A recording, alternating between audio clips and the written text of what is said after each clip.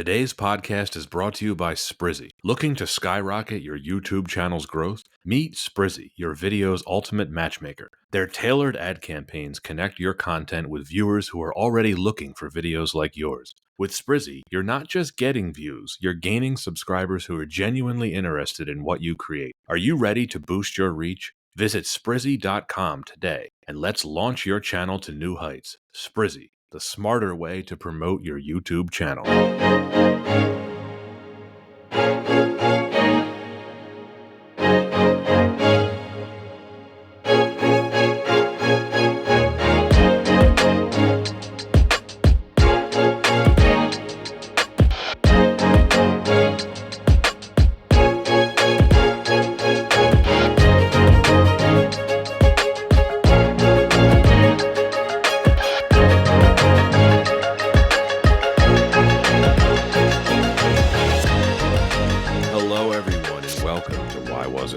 I'm your host, Patrick Darms. And I'm your co-host, Anton Paras. We have a return guest with us today, Ivan Calixto. Welcome back. Thank you for having me again for a really, really, really nice movie. So I'm excited to talk about this one. Well, Ivan, it's been a minute since we've had you on. Last time we had you on, we got to talk about lasers and Catherine Zeta-Jones. Love it. I rewatched that movie for New Year's, hoping to, I don't know. Did you time it? I tried to, but part of me was not, with alcohol mixing in the system, I feel like I couldn't time it the right way. So did you just accidentally? You just kept rewinding through the same scenes over and over. It's like I need to see that. Yeah, laser wire scene again.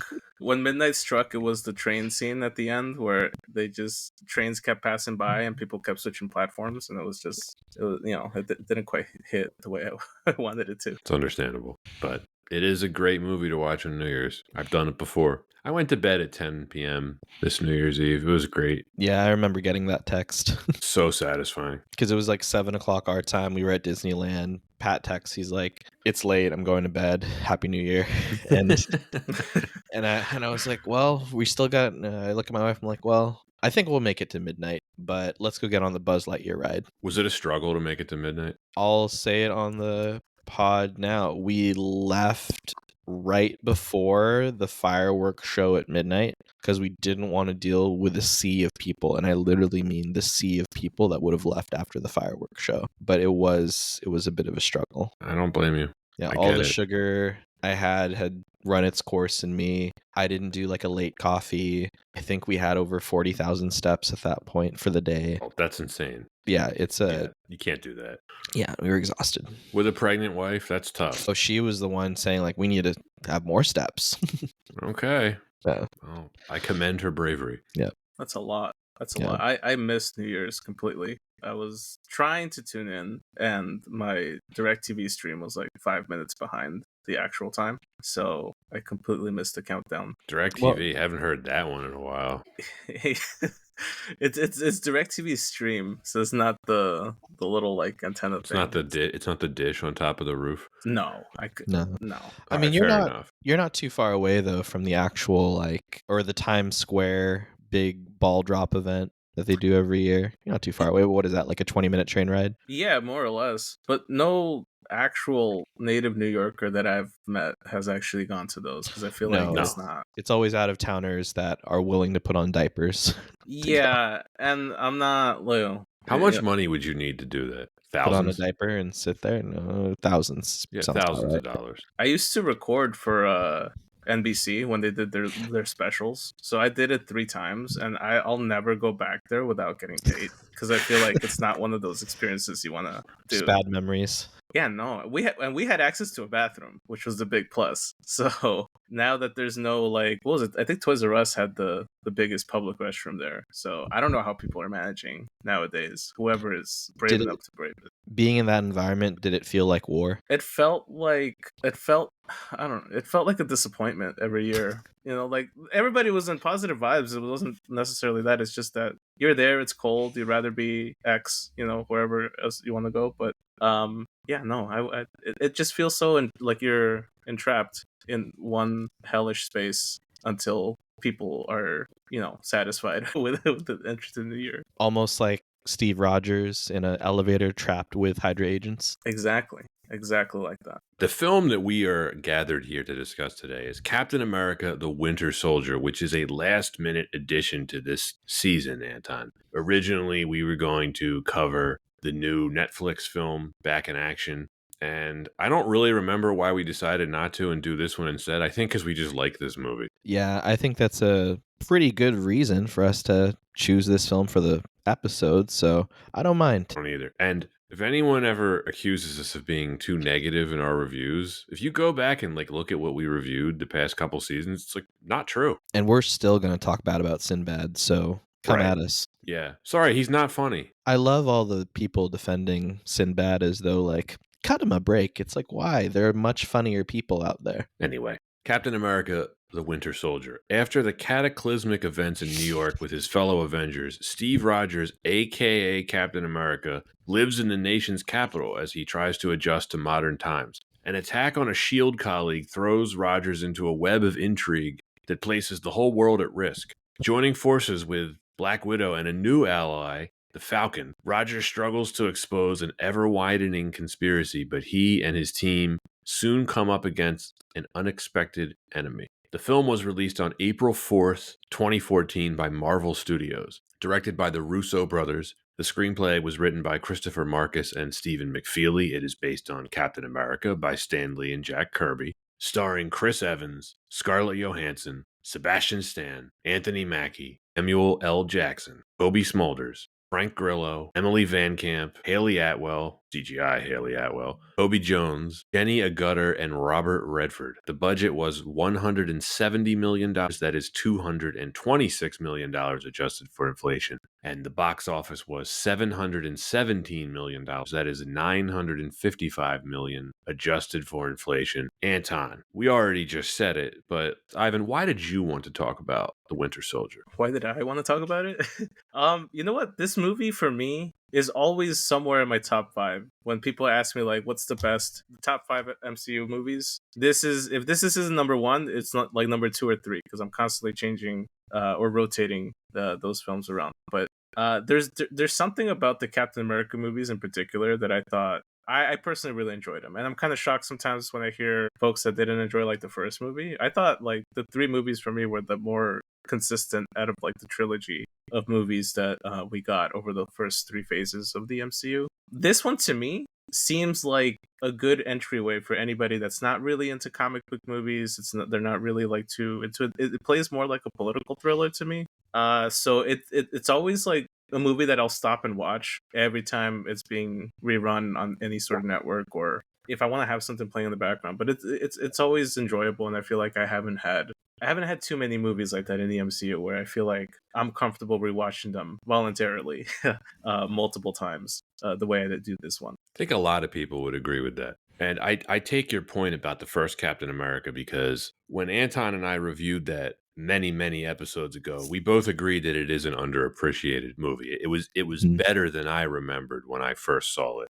This is the second Captain America film. It's the 9th film in the MCU, and it is part of Phase 2. By this point when this came out, and this does make me feel pretty old now because I very vividly remember seeing this in theaters at the time. And it's just like crazy that it was over a decade ago at this point. I don't know where the time's going. This was pretty hyped. And I went into this movie very much unlike the two of you. I had absolutely no idea what the Winter Soldier was or meant. I went in, I hadn't even seen the trailer for this. And I was very grateful for that. I knew that Captain America was in this movie, and that was it. I was pleasantly surprised, to say the least. Ivan, you're right. This has one of the highest approval ratings of really not only any MCU film, but any superhero film in general. I would say you're always going to see this consistently ranked amongst the best superhero films, not just of its era, but really ever. Yeah, and I think it had the right, I guess, flavor, for lack of a better term, on MCU movies. Because like by this point, the MCU was in full gear. People really liked Phase 1. For the most part, I feel like things were kind of on the up and up. But I think this movie really shook things up for the whole franchise in general. And I think it's also what kind of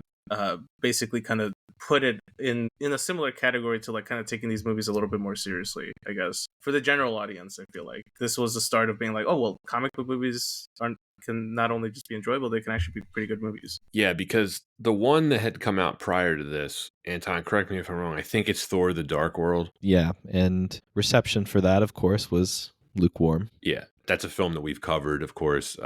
You liked it more than I did, but I think you'd agree with me. It's pretty boring. Yeah, and it's especially when you think about how this film turned out. Very big moment for Marvel. Very big moment for comic book movies, and really looking at it with a very different lens, what a comic book movie can be. So both of you must have been pretty excited because you were very familiar with the Winter Soldier, correct? Absolutely. Yeah. I think this is also one of the first times for the MCU, correct me if I'm wrong, Anson, but like where they actually took a storyline from the comic book and they didn't like straight out adapt it, but I think they took more heavy influences from a particular storyline to integrate into the movie. Whereas before, I feel like it was a lot more pick and choose. And this one at least had the skeleton base for that storyline. Yeah, I remember being very excited for this because as a comic book fan, this is one of those storylines that was pretty pivotal to the series and also just a bit more controversial. So to see them adding like the Winter Soldier character in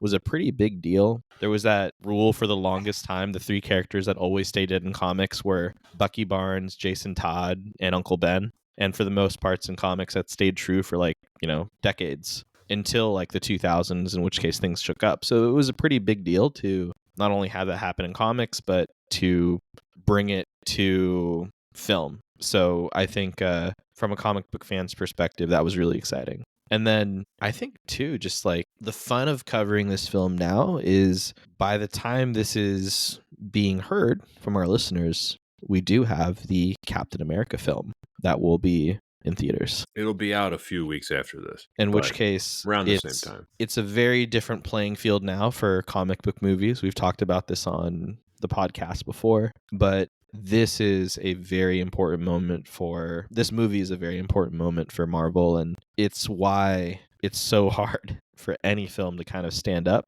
to the success because this is part of the legacy. It's interesting to assess this over a decade, right? Because over a decade out, right? Because one of the things that we're discovering with these MCU films, Anton, is I think for the most part, they're aging quite well. I don't want to say something blasphemous. What blasphemous thing could you say? Well, it's all opinion, but I think a lot of them are aging better than the Nolan Dark Knight trilogy. Feels a bit different. I think when it comes down to what makes this movie so strong, we're going to get into it. I think you put great story first, I feel like.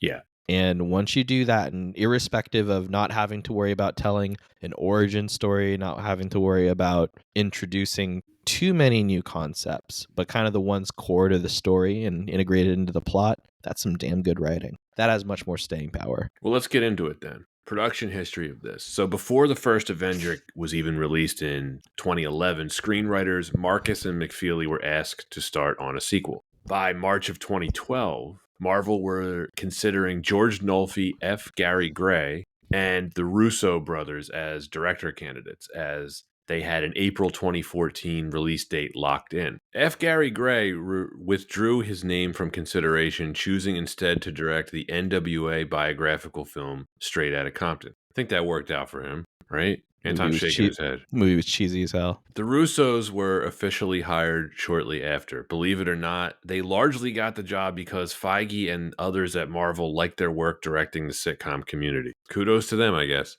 It's one way to get noticed. The screenwriters described the film as, quote, Cap versus the world we all live in today, end quote. I don't know about that. And wanted to ground the story in reality as much as they could. Although with the drone stuff going on right now around New York City and Jersey, I don't know, maybe it is. They wanted to adapt Ed Brubaker's Winter Soldier storyline from the comics, which they described as, quote, the tone of Cap's modern franchise, end quote. While thinking how to progress from the war film tone of the first Avenger, they settled on the conspiracy genre for the screenplay and cited the 3 Days of the Condor, awesome movie, The Parallax View, and Marathon Man as influences, feeling it better conveyed Captain America's trust issues and contrasting values in the new world he was living in. 3 Days of the Condor in particular was used as the main source of the script structure.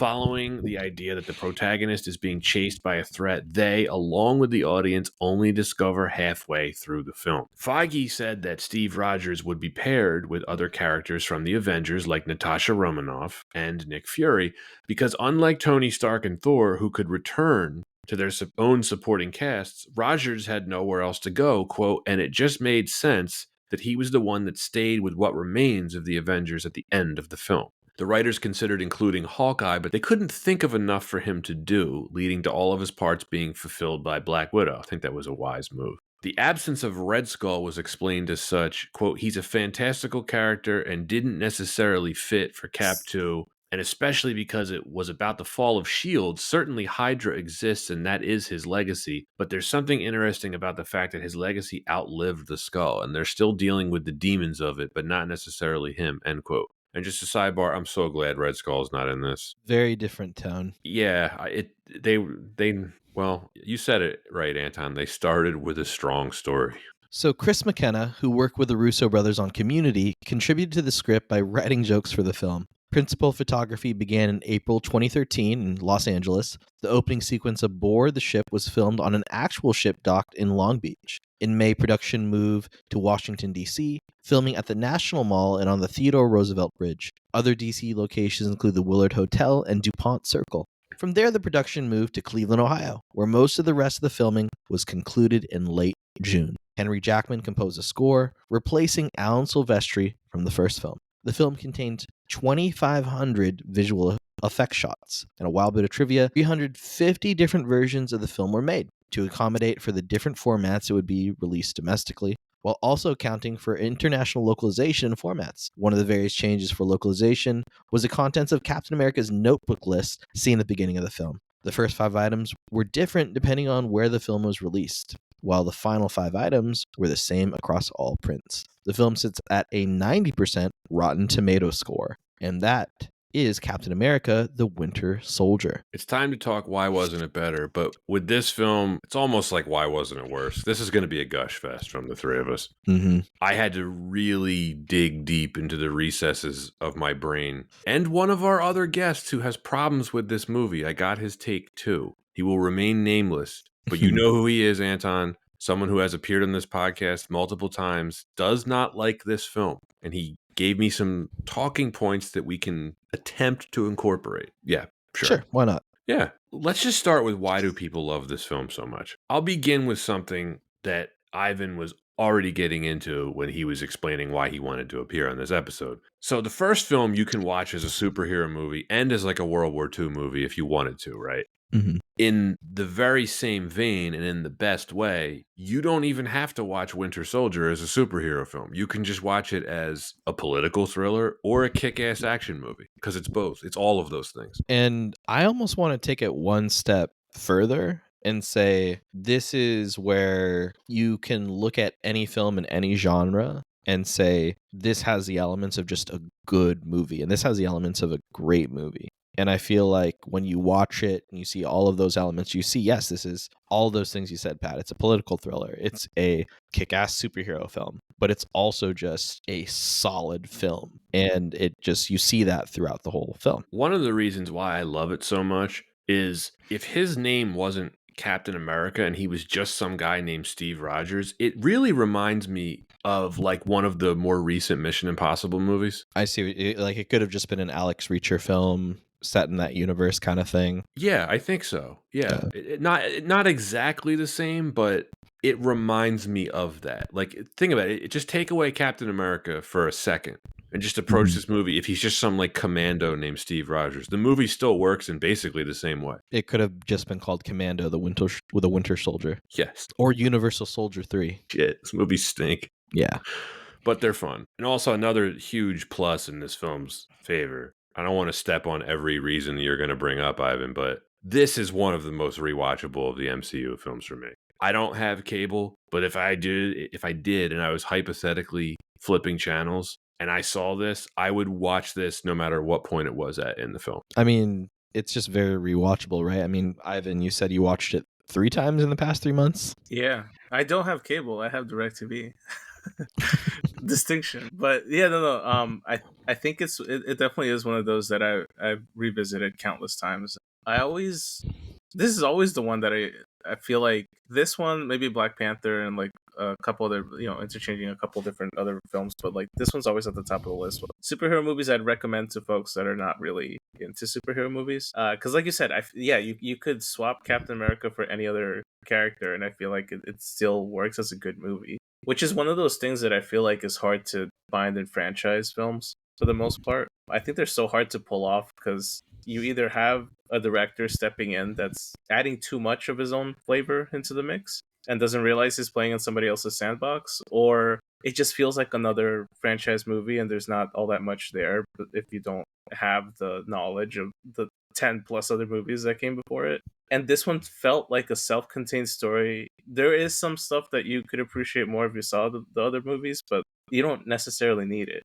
And I think that's so hard to find now, especially for this type of film. It's still possible, but I feel like a lot of franchises have strayed away from it. But yeah, this one executed a lot of those things well, and still to this day, I feel like is definitely the one that I still enjoy every single time. I will never pass up an opportunity to rewatch this movie. You touched on something that I think is extremely important to the success of a great sequel. I am of the belief that the best sequels, no matter what genre, build on everything that came before them, but you do not have to watch the film that came before them. You do not have to watch the first Avenger to fully appreciate this film. Sort of like a recent thing that we've been covering, Anton. One of the reasons why I ding Star Trek 3, The Search for Spock, so much is that while I do like it, it is very much a companion piece to Wrath of Khan. Yeah, you are completely lost if you don't watch Wrath of Khan before that. Right. Whereas this film, yeah, sure, if it would help to watch the first Avenger and maybe the Avengers, and yes, this is part of a series that is meant to be watched in a particular order, but yeah, you don't even have to be a comic fan to appreciate this. No, and I think that just shows the strength of the film objectively. You go in and right from the get-go, you get a sense of who the main characters are, what are their motivations, how do they act, and what drives them.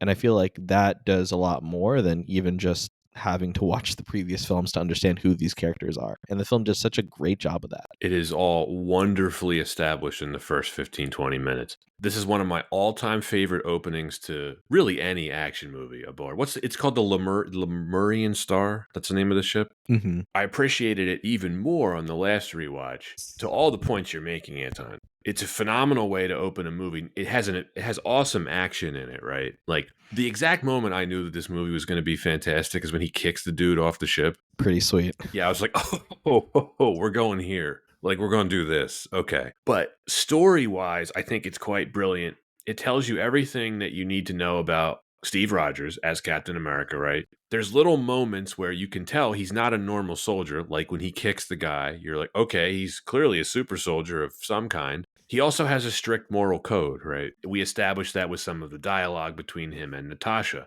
At the same time, we also learn more about Natasha. She operates in a like, let's call it a much more gray area. She's willing to do things that he is not willing to do. She has a different agenda than he does, even though they're on the same team. It also hints towards the rest of the story that maybe S.H.I.E.L.D. is not everything that it seems. You get a little kernel, and it's definitely beneficial to watch this film more than once. You're noticing these things. At least I did on the last rewatch. And also, they clearly played Metal Gear Solid 2 before they wrote this intro, right? Yeah, it felt like we were on Shadow Moses Island when they're on that ship.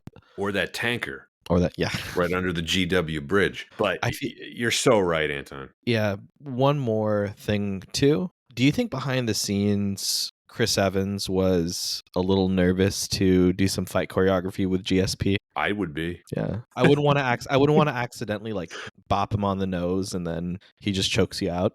It's a great bit of casting, isn't it? Yeah, because the awareness of knowing who he is, it's fun. It's just fun for the scene. Quick sidebar question for you comic book nerds. Was he playing an actual character from the comic book? Because I don't remember if he had a name. Oh, he is? Okay. Battle Rock the Leaper. Yeah. Okay.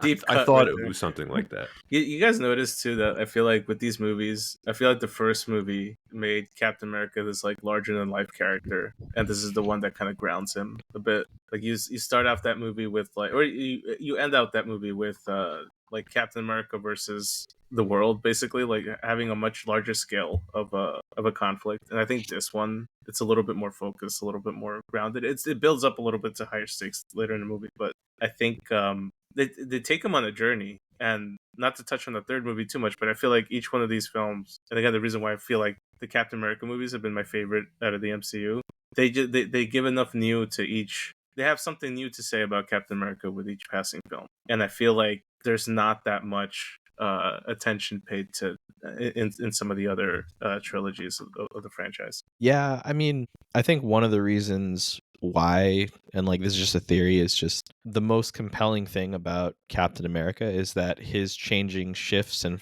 changing philosophies or even perceptions are so real time and so real and just have like higher stakes because we can see it from the perspective of this is someone out of time and space in a new environment having to deal with his environment around him, so we know everything that's occurring is really going to shift and change how he views things. So I feel like when you have that perspective and you see him either taking very strong stances or moving in directions with a very intent mission, I feel like that has very high stakes compared to maybe a superhero film where there's just a mission to be had. There's maybe not necessarily the same amount of change that you would have for a character like Thor and Thor the Dark World versus Captain America in this film. Yeah, to me, this is very much a spy movie from the start, especially like that opening scene, kind of setting the ground up for it. Because he's essentially Superman in the first movie, with a lot of the like, and then it's very sci-fi, laser guns shooting all over it, and there's not that at all here. And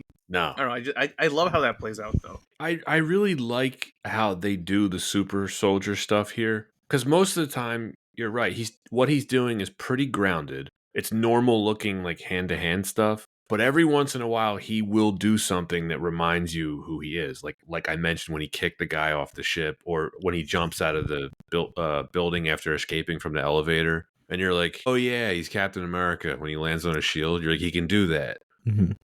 But it doesn't feel cheesy at any point, and it very easily could have been. Yeah, you buy into it pretty quickly. Also, I love the physics defying shield constantly. Well, like it always kind of comes back to him, and like in other movies they try to kind of explain it away, but in this one it's just a regular like shield with the straps and all that. And as an audience member, I'm always like, how does it return to him? And then there was an Avengers movie where they kind of like went out of their way to show that it's like magnetic or something, and they didn't do that at all here. Which that's the level of like surreal that suspense and belief, I guess, to kind of get that to a general audience. But So if you get hit by that shield, it's gonna kill you, right? It's gonna snap your spine, right? I would assume, Yeah, because it's official. It's made of vibranium, Which is like, what's the real world equivalent of that? Like titanium, but stronger. but strong. Right, it's Right. stronger. It's literally nothing can destroy it unless you're Thanos. It's like Odd Job's hat.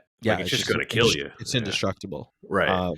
So yeah, and he's throwing it with like strength and velocity at like even like 30 miles per hour. That thing's gonna snap your neck. Dude, he's like Roger Clemensing it. Yeah, it's ooh man, when I think about the velocity and then also it's just ricocheting off of everything. I was thinking about Yeah. that on the last rewatch. I was like, oh, so he's killing all these guys.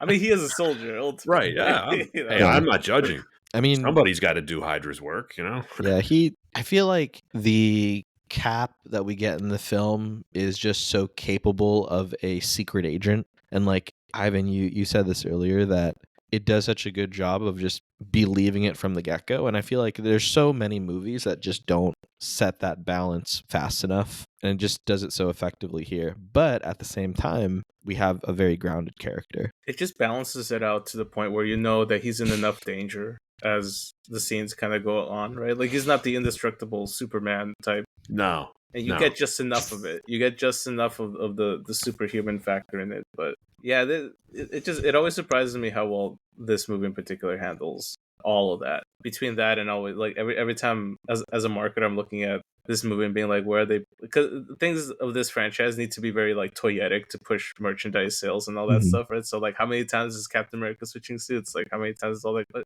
like things have a purpose here. Whereas I feel like, take like a Batman Forever or that kind of thing, where like all of a sudden it's like Batman's in his winter suit, or like he's in his he's popping out the Batman credit card and that kind of thing. And all that's left is the experimental sonar suit, sir. I love those movies. They're awful, but I love I love those ones. love Batman Forever, and I'm not ashamed to admit it.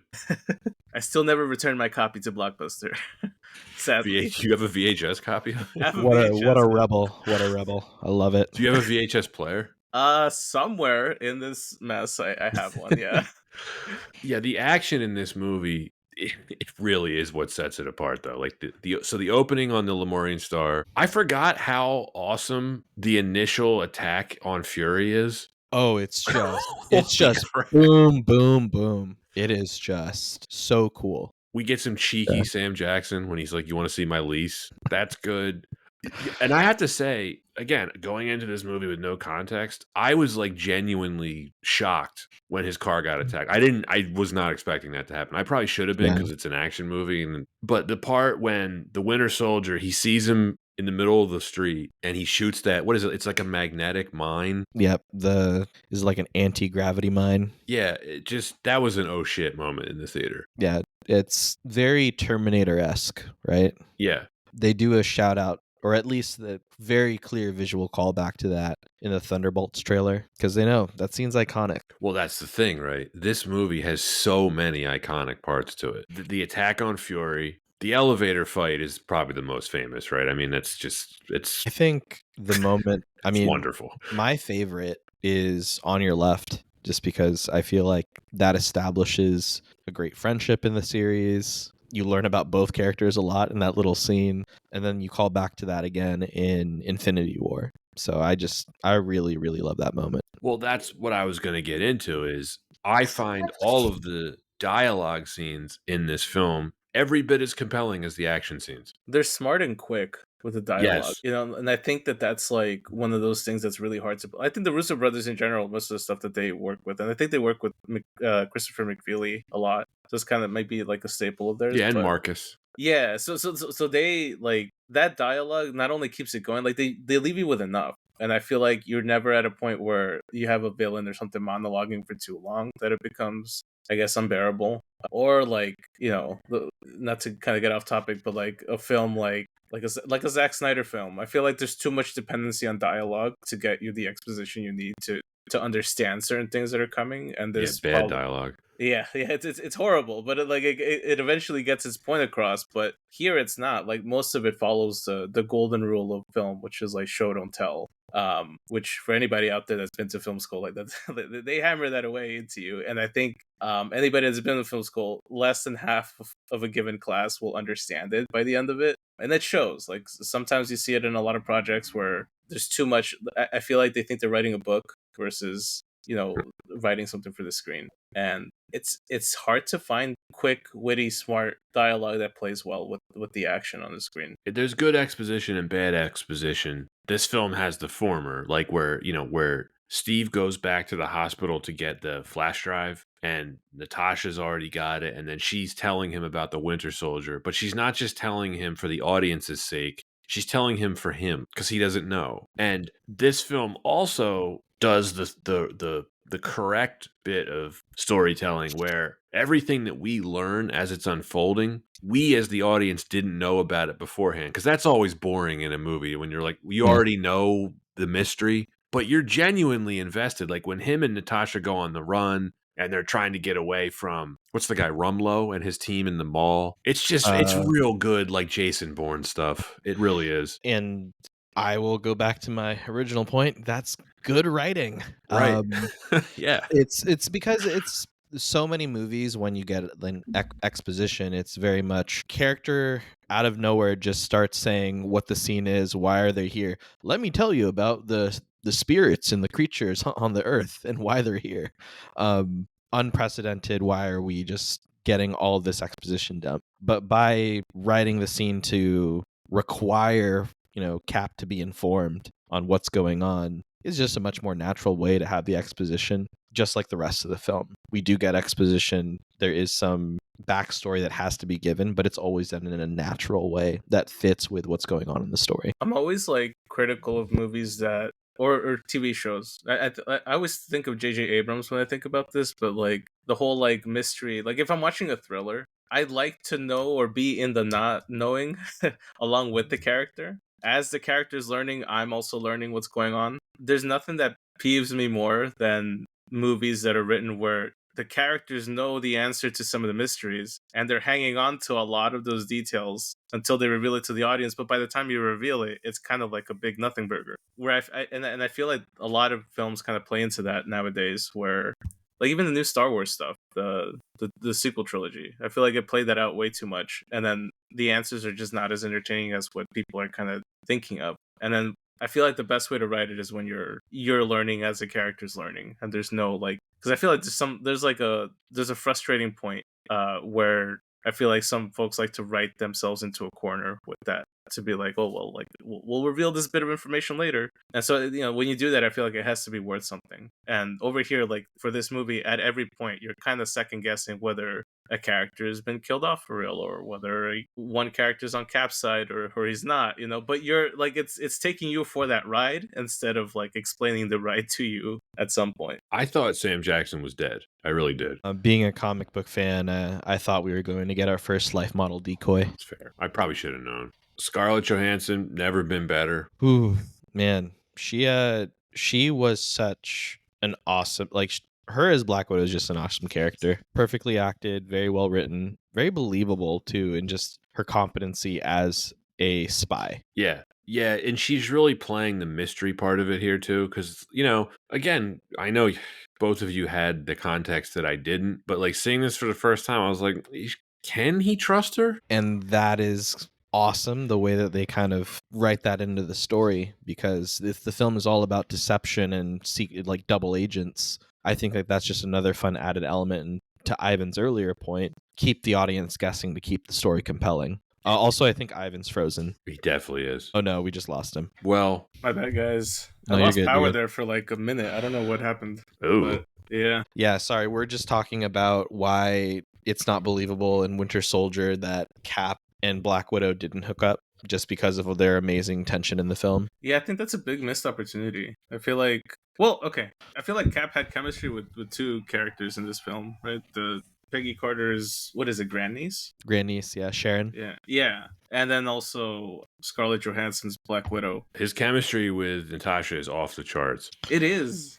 Are they? I forget about that. I think they kind of are and they kind of aren't in the comic books, right, Anton? Yeah, they kind of are in the comic books, but she's always never been known as someone to like be with anyone in particular. Look, I'm just saying it right now. I don't care about the comic books. There is no way two people this hot don't hook up. I agree. It is a flaw of the MCU.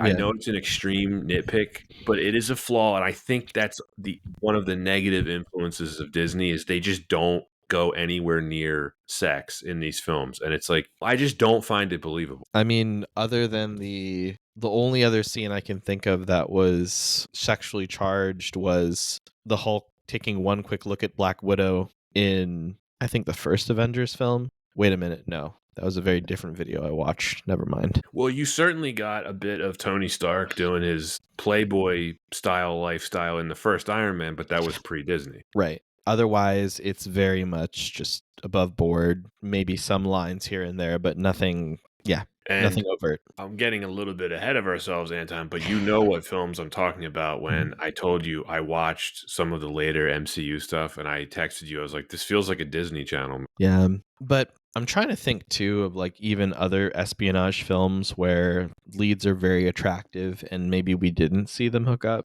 just because the story didn't really call for it. If you know what I mean, like there's just so much action going on. Either anything sexual that would have gone on had to have been going on in some other scene that happened along their travels. You know what I mean? These are like the opposite of Sean Connery movies, where like it's 100% guaranteed there's going to be at least one hookup per Sean Connery film. And I think the MCU kind of treads the water. Is that a Disney thing though, or do you think it has to be? I think so. I mean, look, we had in the second Rush Hour movie, you had Jackie Chan and the very attractive secret agent lady. You're telling me they didn't hook up? Well, the one I really don't believe, Anton, is you're telling me Maria Hill has never taken a run at Steve Rogers. I don't buy it. Well, that's how she met. That's how they met her mother. Yeah. Colby Smulders. Is she? I'm kind of behind on my Disney Plus stuff, but like, are they still utilizing her character at all? Do you know? Spoiler alert: her character's dead now. Oh, okay. Never mind. Which film Which does is- she die in? She doesn't. She dies in a very horrible series called Secret Invasion. Oh no. Okay. Just complete throwaway of her character. Did she ask out of her contract and they were like, we'll take care of this for you? I'm sure that might have been something of it. Maybe I she felt doubt it. noble, but it's just, I don't know.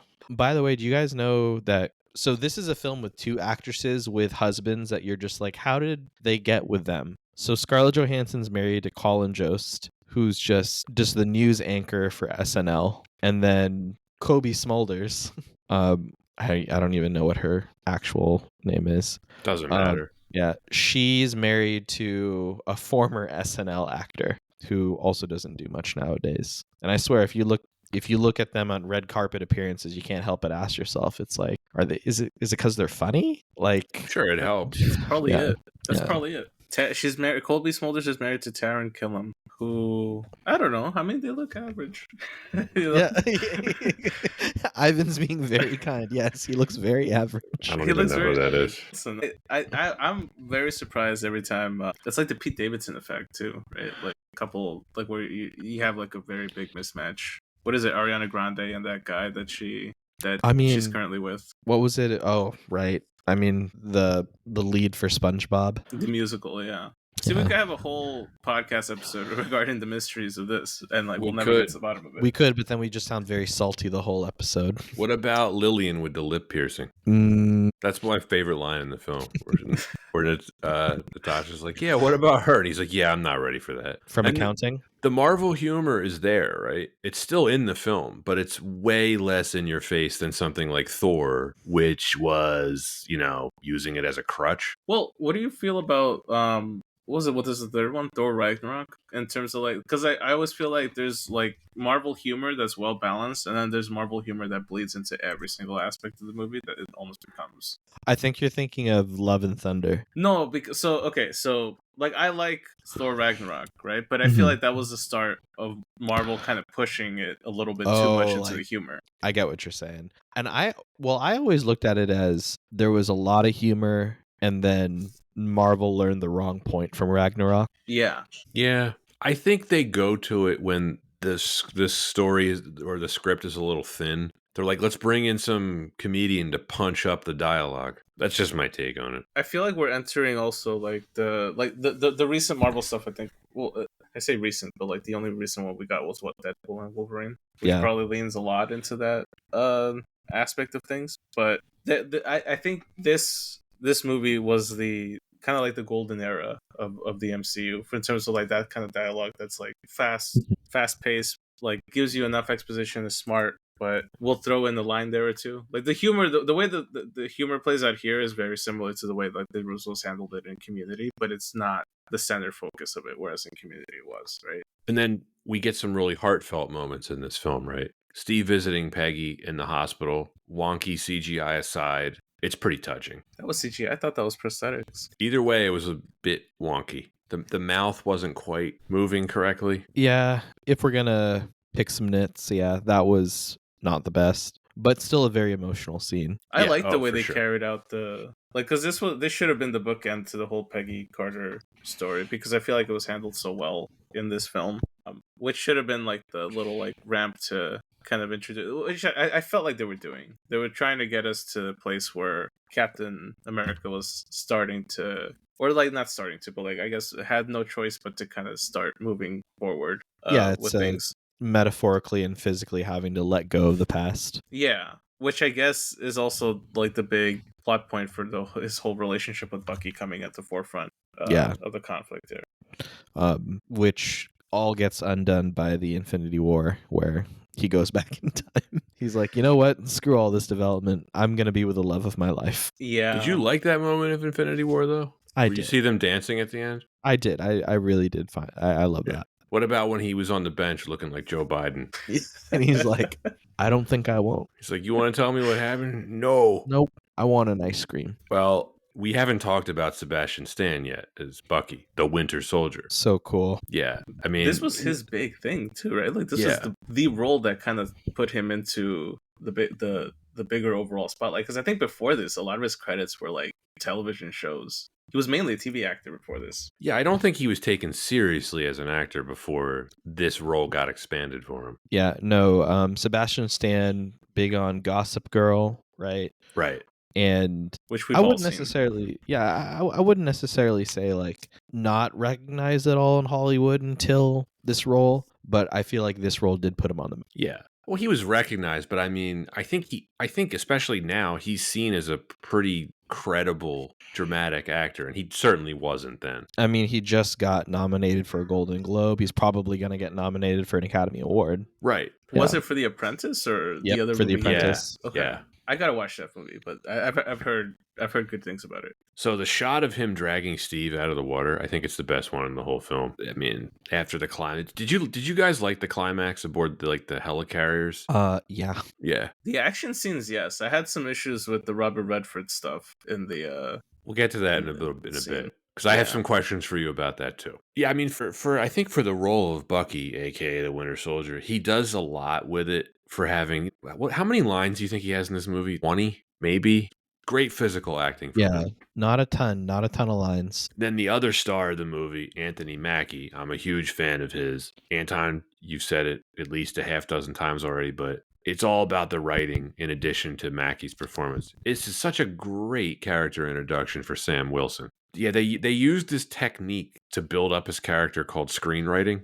You're right. Like the on your left thing, it comes back full circle in this film and then in the later film. And by the time Steve and Natasha show up at his house, which is one of my favorite scenes in the film, where she's like, everyone we know is trying to kill us. By that point, you have a couple scenes with him. He's a very familiar character and you know you can trust him.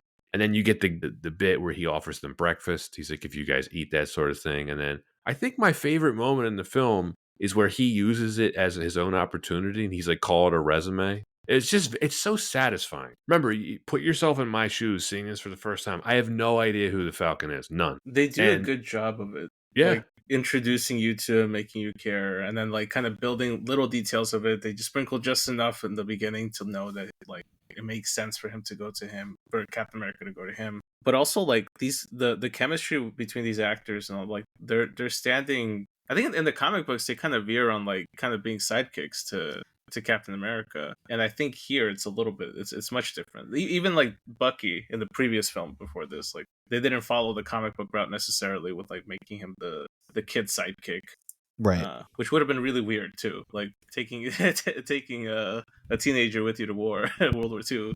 Like Robin. He was basically Robin, yeah, Right. to Batman. They've played around with it though with recent comics, or at least like when they've written to that storyline in recent years, with just his character has always been like cutthroat, and that having a costume like that just makes enemies just totally miscalculate how good of an agent he is, kind of thing. Right. I'm going to attempt to pick some nits now. And I don't know that I really can, but I just have questions. So how did Zola take over S.H.I.E.L.D. as Hydra? Like what it's a little vague to me. Well, the how of it is very hard, as is the why. I mean, I guess you kind of understand the why. Kind of. You just sort assume. of. I don't really know what they were trying to achieve at the end. I don't really know I'll use the phrase end game. I don't know what their Hydra's end game was here. They had infiltrated S.H.I.E.L.D. successfully, and very similar to the James Bond movie Spectre. I'm not really sure what their plan was. They already have mass surveillance over everything. It's like they just want more surveillance, but now they want to kill potential enemies. I was going to say, I think that the major implication is once they have all that power, they kind of have to, they are like the leading economic superpower, in which case there's nothing to kind of push them out of being in that position of power. So It really is just to gain power over time. But didn't they already have the power? Because they were already kind of running S.H.I.E.L.D., right? And nobody knew. Right. Nobody I knew, think, but they were gonna be found out, I guess, eventually. Were maybe. they? Well, Well, how does Fury stumble onto it? That was my other question. we never really. Well, okay, I don't think we know, unless we watched the television show that they set up, which was it the Agents of Shield? Mhm. Well, like they kind of give you the backstory there a little bit, which I never bothered to figure that out. I By wrote watching down it. the name of that show because I have not seen an episode of it. And my understanding of doing some research is that this film contradicts things that happen in the show, but who cares because this is a movie. Yeah, I mean, wow, this was also the day before Disney Plus, so that was just, Tune in distribution. next week. Yeah, right? Like it's Agents of Shield after Madam Secretary. Find out next week on Dragon Ball Z, Agents of S.H.I.E.L.D. Yeah, and there are, a ton of fans for the Agents of Shield series, especially if you really do love like the characters that were introduced in the first Avenger film. And then of course there's Agent Carter series. But at the same time, I know what you mean, Pat. It's like, why worry about the stakes of what contradicts the TV series if the film is going to be the major point? And I'm extreme nitpicking here. Like this did not bother me watching the film because I think it's an awesome conspiracy movie. Like it works for the film. I just think it is a little vague, and it frankly ends up making Fury and a lot of other people look like dumbasses. It's like, so Hydra was just running your organization for your whole lives and you had no idea? Mm-hmm. Yeah, it definitely could have explained that bit a little bit more. Which I guess the argument is also like, do we really need the explanation? I don't think so. Yeah. It also like I think the plan was very like mustache twirling for sure. Like the whole like we're gonna get these drones to eliminate the people based on probability that there'll probably be some sort of obstacle to us in the future. Question about that. Were the helicarriers just going to like float around the United States and just shoot people from the sky? Yeah, basically. They were just going to blast them. Okay, so was the rest of the United States military just going to allow that to happen? Yes. Okay. I All right. guess. I mean, so. I guess, yeah. It's what is it? It's just pulling rank. Like, oh, they're gonna do what they're gonna do. That's Shield. They have their own thing. So I guess was what's his Alexander Knox? Is that Robert Redford's character's name? Mm-hmm. Was he just gonna go like tell the president like, look, we just got to kill a bunch of American citizens, and the president was gonna be like, cool. I guess they would have just hostile takeovered everything. Okay. All right. I assume I feel because that's what I would expect them to paint as like the aftermath of this should it go down because like that's the level of kind of silly that the plan was, I guess. But I do think that I feel like the geeky side of me felt like the reason why they went with this plan in the script was just so they could name drop the characters that they name drop when they're questioning what's his name, the agent was Jasper Sitwell? Sitwell. Yeah, Yep. on the roof. Great They name scene, drop, by the way. Yeah, Throwing them off the roof. So great. the first name drop of like Doctor Strange, and then a couple of Easter eggs potentially referring to a couple other characters that we've seen at this point in the franchise. Doesn't he Right. say Bruce Banner's name? Bruce Banner, yeah. I laugh at that. It's like, good luck trying to kill Bruce Banner with Yeah. one of those things. Like, okay, buddy. And then I guess Moon Knight gets referenced a little bit there. I Phil don't remember. Spector. Yeah, and then there's another the valedictorian bit that I don't remember. I don't know who that's supposed to Amadeus reference. Cho. Yeah, I guess it could be. Yeah. Job of the Hutt. But I honestly, for me, the biggest standout in terms of new characters out of this movie was Anthony Mackie's Falcon, because definitely one that also obviously bleeds over to the next film movie. But I feel like the chemistry was instant with them, because like we had a movie to kind of establish Black Widow and Captain America's relationship there, so you'd expect that there's be some sort of like good chemistry there, but with Anthony Mackie's character, I feel like it was written very. We had a very brief introduction to him, but also like there was enough of a thread there to pull us into this relationship. If either of you know anyone in the military, to me, he's always been completely believable as a veteran. Yeah, Which is like, I don't know. I can't think of a very good example, but you know how like in some movies you're like, I don't believe this person was ever in the military. This is stupid. You know where I don't believe it? It's only when like if they're like a Marine and they're always like, oh yeah, Semper Fi. I'm like, okay, but that's Yeah. the only thing that they'll bit. And then I feel like there's others where they'll take their time to kind of have some of the mannerisms displayed or like kind of giving us a little bit more than just that through dialogue. Yeah, I mean, I know what you mean, Ivan. It's less about the symbolic. I don't know. It's not just about what they say, but it's how they say it. Maybe it's the layers of the character that they introduce. They show they're more than just what they are. Like Anthony Mackie isn't just like a veteran. He's also just, has his own motivations as an individual, as a human being, and being able to identify with Cap's character so quickly. And well, if we're gonna hit the gong, it's good writing. It is good writing, yeah. But it's also like the other character that I feel like kind of nails it on the head for like a veteran status is what's his name, John Bernthal's portrayal of Punisher in that Netflix show. Yeah, he kind of hit the nail on the head of very detached, went down the wrong path. How many times has he played a soldier at this point too? John, I feel like every time there's like any sort of war movie now, it's like John Bernthal's in there. Oh, what was he in? He was in that one with Brad Pitt, right? Yeah, with the tank. What was it called? Yeah. What was it? He was with Shia LaBeouf Fury. in that movie too. Fury, yeah, he was in Fury. Fury. I just realized his name's not Alexander Knox. It's Alexander Pierce. It sounded right. I wrote it down and I didn't look at it. Pretty bad wig though, right? For Redford? Yeah.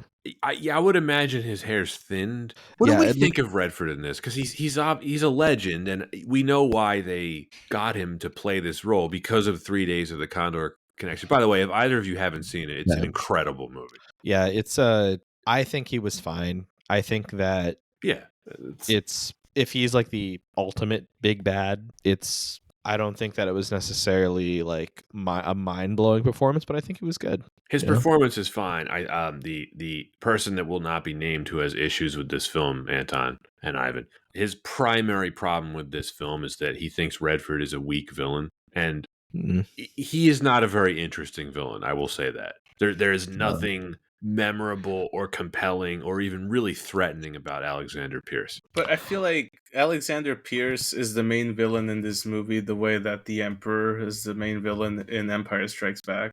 Like he's the ultimate guy at the top, but I don't think he's like the one we should be focused on villain-wise, right? Because that's all on Winter Soldier there. I know, yeah, exactly. It's even called the Winter Soldier. Yeah. No, that's a good point. Yeah, I guess Captain America Alexander Pierce doesn't have the same ring to it. Super interesting kind of tie-in. We talked about Zack Snyder really early on in the podcast. Robert Redford was the president, or was one of the presidents during the Watchmen universe, which of course was directed by Zack Snyder. That was after Richard Nixon. I thought it was before Nixon. No. Oh no, you're right. You're right. Could not have been. I'm thinking of Space Nixon with just his head. No, you're totally right. But yeah, Robert Redford, president in that universe. Probably the only Zack Snyder comic book movie that I could sit through all the way through and be like, okay. Director's cut Watchmen? Director's cut, or regular cut Watchmen, I semi-enjoyed. I actually really like Director's cut Watchmen. It had everything that I wanted, being a big fan of the comic. My only issue with those movies, and sorry to get off track here, but like it's always the like slow motion, overuse of slow motion, and like this has to look like a comic book panel in order for it to fit my movie kind of thing. Just like in Batman versus Superman. Just like it, yeah. We'll take that one inconvenient shot because you're like, it's from the comics. Just like let's just simmer in the moment. Actually, I think even just thinking of this film, there were a few visuals that are clearly from comic book covers, particularly like the Winter Soldier just standing in the middle of the road. That's clearly like from the comics.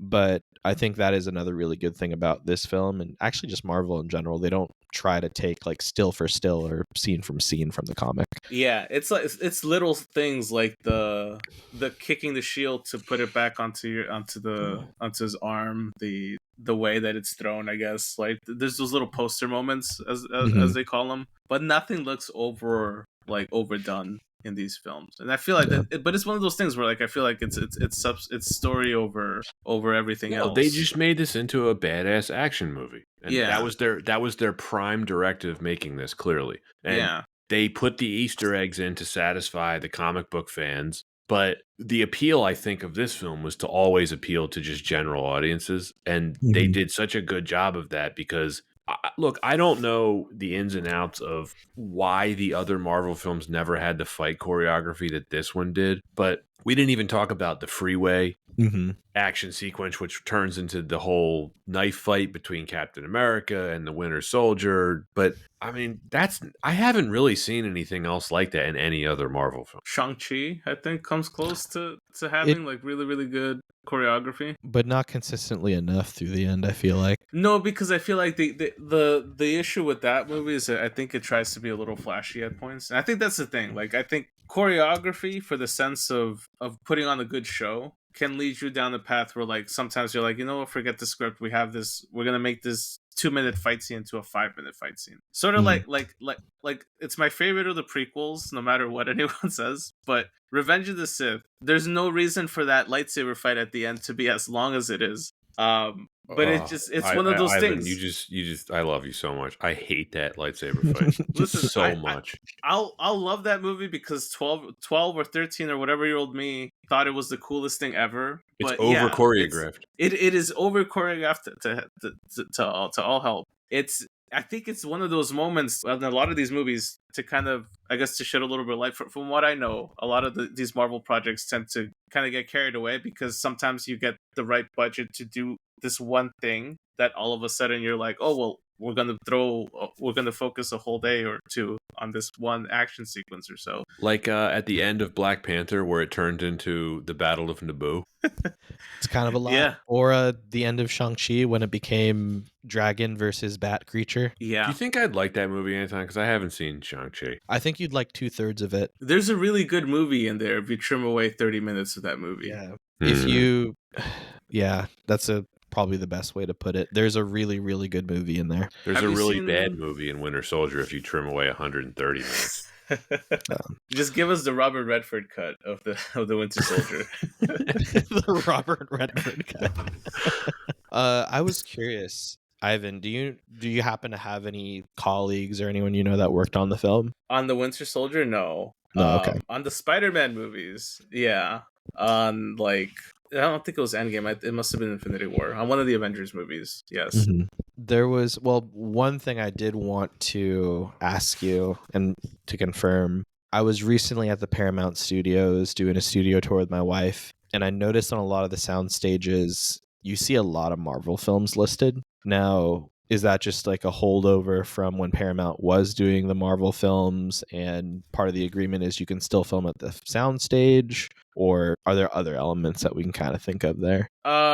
Well, what was it that they were heavily involved with a couple before the sale to Disney, right? So like Right, like Incredible Iron Hulk, Man. Yeah.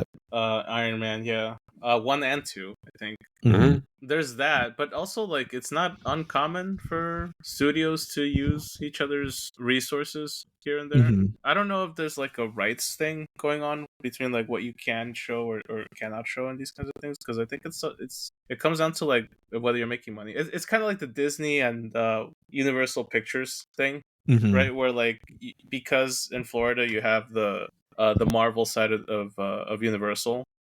Disney can't have their like Avengers campus or whatever it is that they're doing in California. Right. Except for there's- Guardians of the Galaxy. Except for Guardians, yeah, That's because it, yeah. it wasn't part of the legacy stuff that was done before. And I think Yeah. pretty much anything that was popular in the 90s is what Universal encompasses. Yeah, my understanding of the sharing of the studios is that they all have a pretty equal barter system where it's all based on availability. Like if you have space that you're not using, you'll rent it out to another studio because you know that studio will do the same for you. Yes. Yeah. Except when it comes to their tentpole blockbusters, they'll cut each other's legs off as much as they can. Right.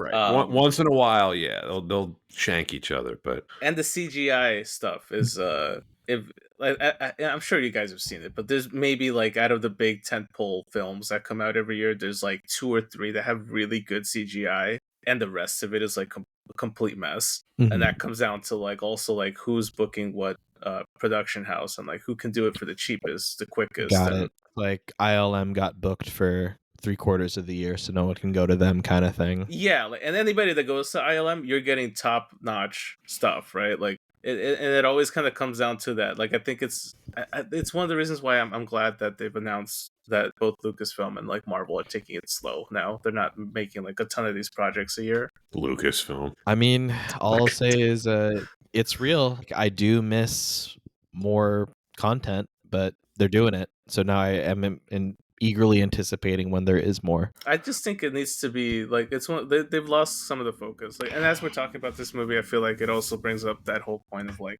there's you can tell when someone's put quality, love, attention to a project. Versus where it's like a rushed, like, hey, we have to meet the deadline for this I particular think project. this film CGI holds up tremendously well. Yeah. Yep. The biggest test for these is like when they do the upscale to 5K and like you're trying to play that on your home home video and you're like, all right, well this looks like it just got like a sticker that's just planted onto the screen. I mean, look, that's the crazy thing about CGI is that you can watch stuff from the 90s and some of it still looks great. It's all about how they use it. Yeah. And there's still a lot of CGI used today that looks terrible. Awful. You just don't know what you're going to get. What's the rule? I've read this on a Reddit post where when a company is doing CGI for a studio, they basically tell them you can have it fast, cheap, or good. Pick two. Yeah. It's basically post houses and like the reduction, and there's very few. I don't know if you guys have, or like when Life of Pi came out, there was like this big celebration about the great work that went into that movie and like the CGI, and they celebrated all these like digital artists that came together to make this thing. And while that documentary for that was getting released and the film was getting praised, the post house got shut down because they just couldn't afford to stay open. It's one of those things where like I feel like it's like sound in the movie. You don't notice good sound, you only notice when it's bad. Like if you go into a movie and the sound mix is bad, you'll know. But if it's great, you don't really praise it because it's like you kind of expect it to be at that level, right? Unless you're like us and you're a nerd and you're looking out for and it. you love good sound mixing. And you're like nitpicking everything. Yeah. Like I can't watch a movie anymore without like getting into those details. Like there's movies that I feel like I should love, like the Avatar movies. I just don't enjoy them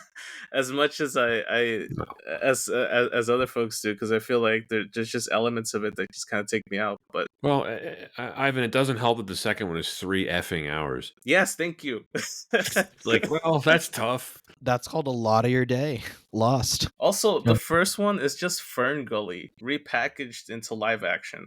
All right, like it's not an original thing. Look, now I for the record, I don't think the first Avatar is a bad movie. I don't even think the second one's a bad movie. I just find them boring. It doesn't deserve that $1 billion, the $2 billion spot. Like, but good for Sam Worthington. Great for him. That's like the only movies he does. Clash of the Titans. Oh yeah. Anton, do you remember the joke that I made when we did Avatar: The Way of Water? I'm like, why bother paying Sam Worthington a salary with how bad his acting is? You can just CGI the character. He's CGI anyway at this point. They could have gotten anyone else. Why hire an actor? You could draw a face on a potato and it could give you the same level of acting. I agree. Very true. Anyway, I don't know. Question about Captain America: The First Avenger for the both of you. This film's plot takes place over, like, would you say 2 days, maybe 3? It's super fast. Okay. Yeah, 2 or 3 sounds about right. That was it. That was my question. Thank you. Yeah, and I think that's one of the most believable things about the film too. It's like they have to solve this very fast. Yeah, well, like a good sense. 3 days of the Condor. Yeah. Interesting call out. The next Captain America film, of course, it's already very well known that there are so many callbacks and inspiration from The Manchurian Candidate. They're another very famous political thriller. So I think they're really taking a lot from that book, a lot from the Winter Soldier's book, and wanting to emulate that same political thriller element. Which, okay, let's see. Did Disney learn their lesson of what are the right things to take out? And they had a lot of reshoots. So we'll see. Fired director. You guys talk about the next one? Yeah, or the that's next actually. One I want to segue into that because I think we can wrap this up and give our ratings. But before we do, you guys being the comic books experts, are you excited for Brave New World? Ivan, please. Oh boy. Yeesh. Nope. Doesn't sound like it. How do I put this? Hang on. There's elements of the movie that I feel like I am excited about. There's stuff like the Red Hulk stuff. I just love Harrison Ford, so I can't wait to see what he does with the role. That being said, I feel like I've been around the whole industry a bit enough to know that when there's this many reshoots and there's this much reworking going on, it's just a sign that the studio's kind of like not even sure what they want to do with the project. And I think when you take things for too long, you're gonna run into that issue. And I feel like we're gonna get a solid half film, and then the other half is just gonna feel so disconnected because it is. But that's me. Look, I'm cautiously optimistic because I feel like from what I've seen in the recent stuff, Marvel seems to be at least learning the right lessons in the right places. But the question is, like, did they learn it fast enough to affect the movies that are coming out now, or are we not going to see that until like the next Spider-Man movie? I guess is the next one on the roster here. But yeah, I mean, I'm excited just because I love Captain America. I've loved the first 3 movies that have come out for it. I'm looking forward to seeing what it is. It's just that I can't help but feel a sense of dread over the stuff that I've been hearing about behind the scenes. Yeah, I'm cautious. I don't even know if I can say optimistic, but I do really, really, really like Anthony Mackie, and I want to see him succeed as the lead in his own film, in his own Marvel film. But all the reshoots, fired director, it doesn't bode well for the film. And then I just saw, I don't know how real it is, but I think like it was like a teaser image for the leader, and I was like, that looked a little cheesy. So we'll see. I know that it's a very interesting time for comic book films right now, and we'll see where it goes, because either DC really turns up the fire and turns this into a comic book movie arms race that really forces things to really improve for the industry as a whole, or it's going to be a rough couple decades. I'll say just one thing real quick because I have a buddy of mine that's been working on Superman, Mm-hmm. and I've always liked James Gunn as a director. I feel like he's delivered some pretty solid hits for Marvel, and his own stuff too has been pretty good. But I think that I'm excited to see DC kick it up because I feel like it's also gonna, yeah, like you said, it's gonna force Marvel's hand to get back to the root of what they were. I've been hearing a lot of good things about that movie, so I am excited as a jaded comic book fan. Mm-hmm. I'm excited to see the next couple of years because I feel like we're on track to get some better content out of the 2 studios inevitably. Did you watch Creature Commandos yet? Not yet. I'm gonna give it. I've been waiting for it to finish so I could binge it because I don't want to do the whole waiting week to week thing. Yeah, It's, I think the last episode drops of this recording today. So yeah, so definitely you can go check it out. But connection to James Gunn, Frank Grillo, right? yeah. He's in this. He's in Creature Commandos, right? And he's going to be the live action same character, Rick Flag Sr. in Superman. Yes. Yeah, that's what I think at New York Comic Con they talked about how they're doing. Anybody who's cast in live action is also going to do the voice for any animated projects they do. Ambitious, I feel like, but we'll see where that kind of takes them. I'm not looking forward to Captain America: Brave New World. I don't care, even though I like Anthony Mackie. But I am looking forward to a Superman movie. As you should be, honestly. Like I look. I like the original Christopher Reeve film. I do not like any of the sequels. I didn't care for Bryan Singer's attempt in 2006. I thought it's okay. I mean, it's kind of boring. I thought Man of Steel was a misfire. And as a pretty casual fan, like, I am waiting for an iconic Superman film. I want there to be an iconic Superman film. So I hope this one works. I really do. Pat, as someone who, we just talked about Captain America, but like in talking about Superman, I feel like those 2 characters are very similar in terms of like the iconicity of it, but also like the importance to like pop culture. I feel like there's a couple characters you can take, right? Like I feel like arguably Spider-Man's a lot more popular in Marvel, but Superman and Captain America to me are kind of a little bit interchangeable as like the people that they are, as the face of like DC or the face of Marvel. Yeah, right. Like, are there elements of the Captain America films that we have gotten in the MCU that you feel like would fit well in the Superman film? Not necessarily, except I'm just going to say something very cliched, which is like, just start with good writing. The foundation of any good movie, regardless of genre, it always starts with the screenplay.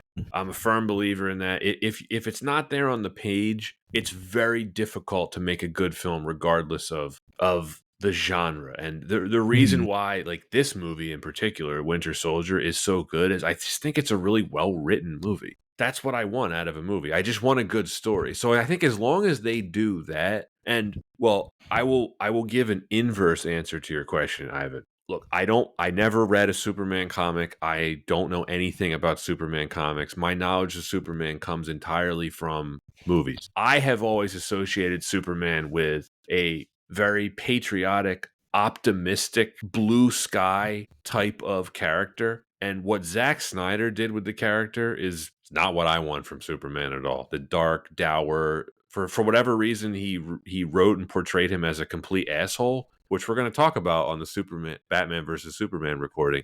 I don't want to see that from Superman. I want that Kennedy era optimism from Superman. And I hope that we get that from this James Gunn film. Well, you and James Gunn agree a lot on what Superman should be. So, Really? yeah. Oh, well, that's great to hear. Like literally the premise that a lot of the interviews have had is this Superman is going to be the one that wants to be hopeful when society is a bit more jaded. That's what I always thought Superman was. When I was interning for Warner Brothers a while ago, this is while I was still in film school, but I had this we had this lunch, and there was a couple of comic book writers sitting with us, and one of them was Grant Morrison. Whoa. And yeah. So he's written a lot of comic books. And I think at that point he was finishing up his run on Batman. I might be confusing my years there a little bit. It might be before that, but there's something that he said that I thought was very poignant about comic book movies and characters. And he said that like he's always enjoyed when the writers for these movies take us, the audience, to the world of the character, instead of when we try to bring that character into our world. Is it because like that can work for a character like Batman, because it's kind of like that's kind of where the character's going anyway. But for something like Superman, that sense of optimism and that sense of hope is what kind of carries that character and projects it forward. So I feel like Zack Snyder's take on that character was a very cynical view of like us looking at Superman through our lens, and that's the point. Like it's Superman and Batman, all those DC characters are very different from the Marvel characters. The Marvel characters are supposed to be very flawed, very worldly, I guess, and the DC characters are supposed to be emphasizing values that are exaggeratedly hard to reach. And I feel like we haven't gotten a lot of writers that have nailed that in characters outside of Batman, because I feel like Batman, we've gone through 11 different spectrums of Batman, and you know a good portion of those have been really good. That's so cool. Just out of curiosity, just because I know Grant Morrison is a big personality, what did he have for lunch? I think we were all having the same thing. It was we had gotten subs from Subway, because of course. That's so cool. Yeah. By the way, Pat, like Grant Morrison, legendary writer. Good bit of insight. If you ever got a chance to listen to his interviews with Kevin Smith, he's such an interesting guy to have these types of conversations with. He goes every which way. But oh yeah, I'll check that out. I enjoy Kevin Smith's deep dives into these topics. Yeah, he did some conversations, I think back in 2015, 2014 or so with Grant Morrison, and they're so good. I'll check that out. It might have been like a podcast series or a YouTube series, I'm not exactly sure. Whatever Kevin Smith did about his ill-fated Superman movie, very entertaining. Or I'm trying to think too. I mean, Grant Morrison, very iconic run with All-Star Superman. I wouldn't be shocked if this upcoming film was inspired by that quite a bit. They're doing Batman and Robin, right? That's the run that they're pulling from, which is going to be very interesting to see a kid Robin in the DC universe. I feel like that's going to be a tough one to pull off for I mean, if we've seen anything with the trailer for the next Superman, they're not afraid to go comic book accurate. Yeah, I think that's the thing though. Like if you're going to go that route, like embrace it instead of like, you know, trying to muddy it a bit too much in realism. But well, like maybe you said multiple times, it's good writing. Good writing should lead it. Good writing, and with that, a good segue probably into our last segment, unless there's anything anyone wants to add before we wrap it up. Nope. Ready to go. All right. Well, as we are going to our Did We Like It portion, you know, Ivan, you're our guest of the show. Would you like to go first or last? Let me go last. Okay. Let me go last. Yeah. I'll kick this off, Anton. In a wave of optimism, I really enjoy the first Captain America. This went up so much a level. It's one of the best action movies of its era. And, you know, rewatching it quite recently for this episode, I have to say it's one of the best sequels ever made, just on that alone. It's worthy of all the praise that it's received. I think it's aging like wine, 10 plus years on. It takes all of the elements from the first Captain America movie, it builds on them, it improves on it. It does its own thing. Yes, I picked some nits earlier, but I was really just kind of throwing darts. I find this movie so rewatchable. It's so satisfying. I'd have to give it a much greater thought in terms of like where would I actually rank it in like all time superhero movies and MCU films, but it's really, really high on the list. It's an A. I'm ashamed of myself for not mentioning this earlier. The lead performance from Chris Evans is fantastic. We haven't really talked about him at all yet. He's awesome in this movie. He's Yeah. great. Don't want to take him for granted. Yeah, I don't want to take him for granted. But anyway, this movie is an A for me. You could talk me into A plus. Anton, I apologize. Go ahead. No, you're good. Everything you said, like, I love just amazing writing in a movie. I love that this was not just a great comic book movie, not just a great espionage thriller. It was just a great movie. And it's just an added treat that it's part of the MCU. And I feel like it's because of that standards will always be really high in what we can expect from a comic book movie. So I think that that's amazing. That's exactly the kind of standard that we want to have with film. So it's always a treat watching this film, and I love talking about it. There's really so many good things that we can say and continue to say about it, but I'll go ahead and just say this is an A. Yeah, I agree with both of you guys. I feel like this is a solid A for me. I think this is prime example of how you do a sequel. Prime example of how you play within established sandbox of a franchise. And I think that like this was this presented a good moment for the Russo brothers to get the reins that they did to wrap up that the Avengers trajectory there for a bit. For better or worse, I feel like I have my gripes on some of the last couple of Avengers movies, but I feel like for the most part, story wise, they do a pretty good job of handling an ensemble. And I like how they were able to balance everything out here because I feel like there's always an element where you can kind of lose track of who the main character is when you have this many characters in play. And the Russo brothers do a fantastic job of juggling everything perfectly. I do wish that we kind of can get back to this sort of storytelling within the MCU. I long for the days that we get another Winter Soldier level or quality film, but I'm glad that we have it, and I'm glad that we're still talking about this movie 10 years down the road. Well said, Ivan. Great point about the Russo brothers too. We didn't really talk about them much, but this was their first attempt, right? And Great job. What a magnificent home run for them. Let's see if they can run it back now that they're bringing them back for the next two films. Yeah, it's funny you mentioned the Russo brothers. This is a big moment in the MCU for that reason too, because if they hadn't gotten this right, think about the butterfly effect of that.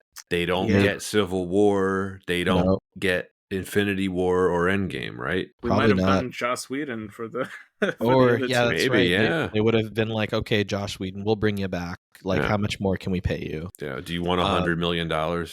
And you know what? Like, I think that there's enough that I've read about some criticism of the Russo brothers is just yes men for Disney, and that's why they put them up at the helm. But they need way more credit than that because they've proven they put together solid movies. I think from what I've known, they've been more so pushing Disney, or they've pushed Disney into a lot of decisions that they were supposed to make that ended up being different. I think though, like this was their opportunity to shine, as Patrick said, because if this flopped, that was it. There was no second chance here. I mean, look at like Taika Waititi's trajectory. Like he had a really good movie with Thor Ragnarok, and then the next one fumbled, and then he burned out.